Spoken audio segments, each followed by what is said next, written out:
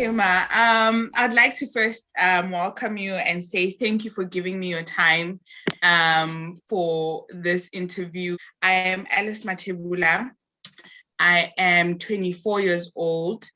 I'm doing my honors in psychology at the University of South Africa. So basically, out of this interview is to get why people give up their time to volunteer work. What pushes you to go out there without getting compensated for it, to go and volunteer your time? So I would like to ask you, first of all, to tell me a little bit about yourself and a little bit about any organizations that you have worked for without getting paid. Thank you, Alice. And thank you for having me in this interview. I hope it will make a difference to other people, and I'm happy that you're doing something to help people. My name is Elta Saia. I'm called Kokwanaelta on social media. I'm from South Africa. I was born in Akonu, and I studied there. I got married in Mpumalanga and then migrated to UK in 2000. I'm a mother of two and I'm a grandmother of two. That is why I'm called kokwanaelta.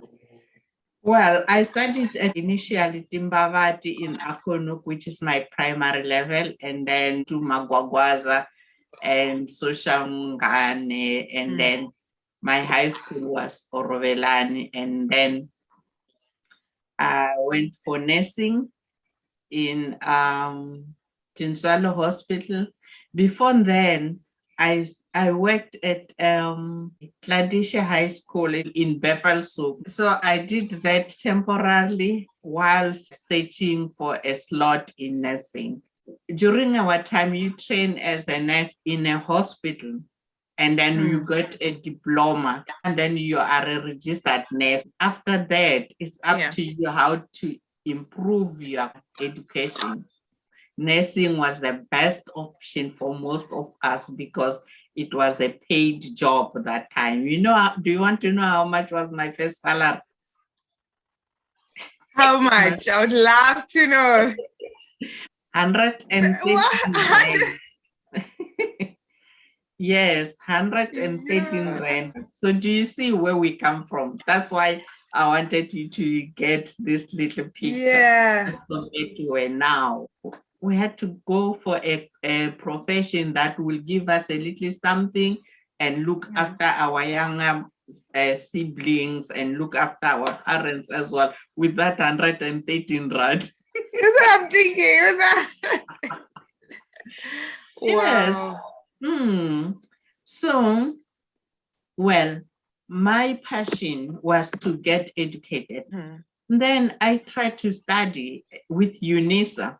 UNISA has been a long distance university for some time. It helped so many people. I think it's the oldest university in South Africa. Till I got my basic degree, my honors degree in nursing education. And then I went on to University of Pretoria, mastering in community nursing. And then after that, I did my admin with UNISA again. I was a lecturer of nursing in Kangwane Nursing College. And then in UK, I did neonatal nursing, and I am a midwife as well. So then I carried on studying. I just kept on studying, doing these bits and courses and like that. So that's where I am.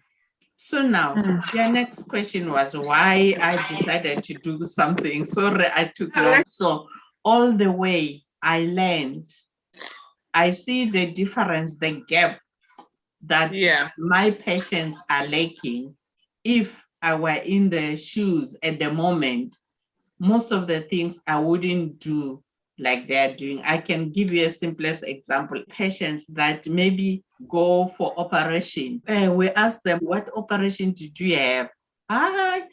Docodela removed something in my tummy. Hey, is something, they don't even know what is it, you know? And then after 2-3 years is looking for a baby, only to find that that operation was hysterectomy, for example, you see. So I realized that there is the gap of communication between the patient and the doctors and the nurse. It is a huge gap. So I feel we need to educate our people. Even nurses themselves, they're juniors, they need to learn a lot to do things differently. I feel we have to plow back, and that it's with the aim of developing our society as well. Because if we, who has got a little knowledge, little light, if we don't let that light shine, we'll stay in the darkness forever. I believe government is us. If we speak up, then the government will hear. We have to bring light to our society. And another thing, I believe if I educate you, you will in turn help me. That's Tomorrow, true. you will be the best consultant for me as well, for my daughter, for somebody else. I think we need to help each other for us to bring change in our society. I believe that helping someone, you also get satisfaction. They say when you give, it's not only the person who's receiving that is benefiting. I get that satisfaction as well. How long have you been doing this work? Oh, this is just ongoing, actually. Sometimes you don't have to be a registered someone to be charitable. Volunteering, I think. Yes. It doesn't have to be in an organization that is being recognized. So I've been doing that ongoing. Some of those things I've been even doing it at work, unaware that I'm doing something good. I only realize when sometimes I meet people that I've helped outside my scope. Someone will say, "Do you remember? You can't remember me that day. You helped me, blah, blah, blah, blah, blah, blah." In my career, this neonatal nursing, you know, it's an intensive care. There are a lot of emotional problems where parents need support as well, because relationships die there because people don't cope with the very sick babies and stuff like that. So many things. Young parents struggle with parenthood, looking after this, so many things. So you find that people sometimes come back, look for me in that hospital to say, "We're looking for Elta." They come with these twins, like now they're 12 or whatever. So, and then they're bringing a little present, showing me those tiny babies that were born 23 weeks. Now they're 12. There's another one who came looking for, he said she said she just wants to see how a 23-weeker look like in that ward, because she wants to be a doctor. She has passed him what do you call the level? The grade 12. Oh, grade 12, yes. And then they say, you can't remember him. He's so rare, so I can't even remember the mother. At work, you find that some friends has got problems. I found myself just saying, "Oh, if you do this, or maybe how about doing this, like this and this." And then after sometimes they will call to say, "Hey, Elta, you know what you said, da, da, da, da, da, da. Hey, that was so powerful. You really helped me. You really saved my marriage." So I said, "Okay, let me just register an NPO." So that I can help people properly. I had a registered NPO in 2016, I think. Since 2016, which I I invite some other volunteers to do things. And have you had Orovelane alumni? It's a big organization that has started and is trying to build up that school from scratch and help the children. It started from my charity because I went around to Lamahashi and then look at that school. I felt the school is so debilitated, is tired, everything, no result. Even your parents couldn't send you to that school, right? If they sent you somewhere. So I invited all the students that studied there from 1960s. They came for reunion there so that we look at the school, and I tell you, the energy that is there, everybody that is there is trying hard to do something for the school. Your children, you will send them to Orovelane. You'll ask if them. They only change the academic curriculum.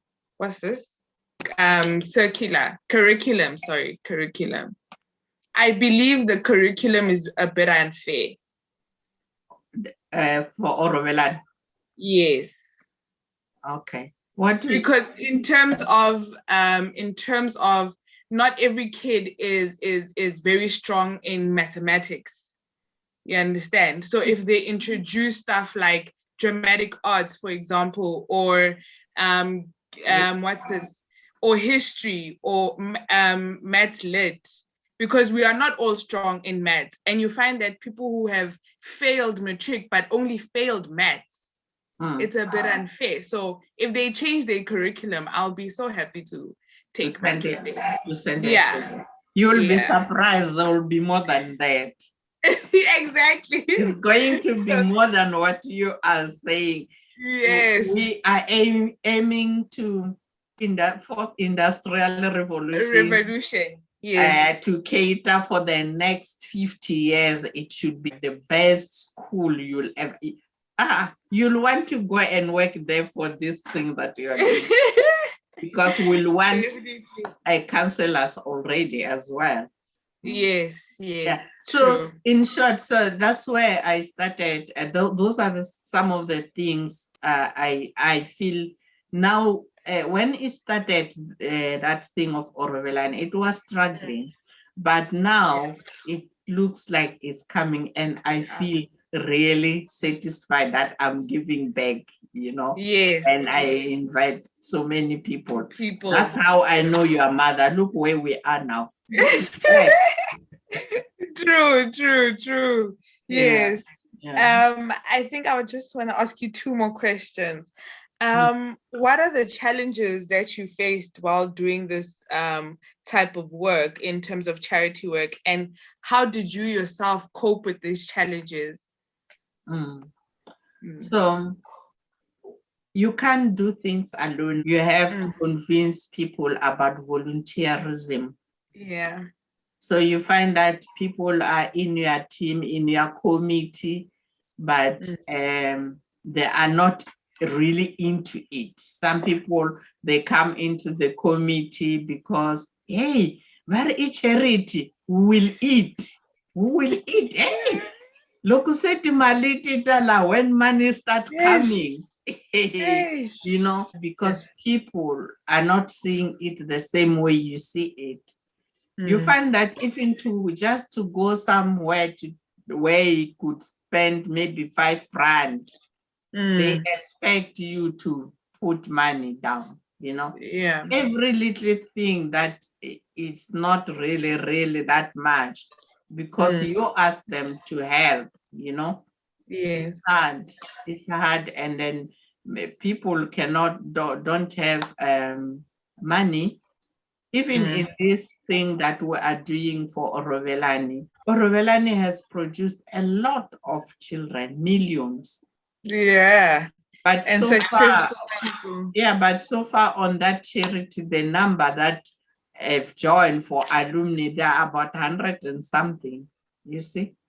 And even there, we ask people to volunteer, others to go and teach mathematics, others to go and it's hard to get people.